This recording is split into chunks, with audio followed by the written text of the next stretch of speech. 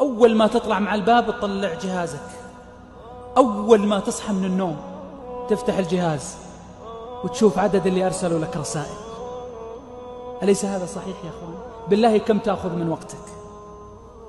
ونحن يا إخوة من منة الله علينا عندنا يا إخواني كنوز من الحسنات، بس ما حد يطالع فيها ولا حد ينتبه لها. من قال سبحان الله وبحمده في يوم 100 مرة غفر له ما تقدم من ذنبه.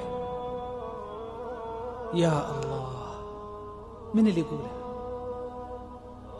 من اللي يستغفر الله ويتوب إليه في اليوم 70 مرة أو 100 مرة؟ ركعتي الضحى خير من الدنيا وما فيها. لا تجعل الله أهون الناظرين إليك ولا أصغر المطلعين عليك.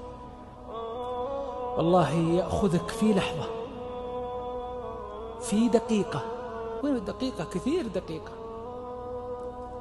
لكنه يعطيك فرصة سبحانه، يمهل.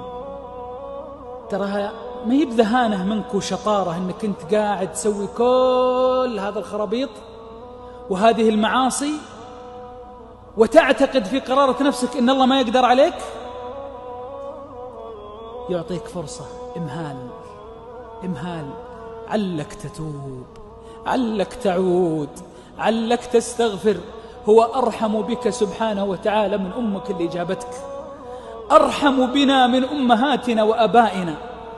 أعطانا فرصة الحياة في هذه الدنيا، متعنا بكل شيء، ذلل لنا كل شيء، ومع هذا نعصيه. ومع هذا إذا أتينا وقلنا استغفر الله غفر لنا.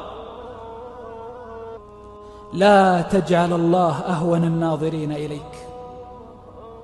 عجل يا حبيبي بالتوبة، عجل بالعودة.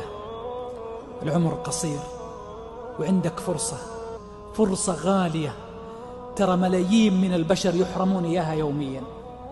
يا رب أسألك في هذه الساعة المباركة أن ترحمنا برحمتك.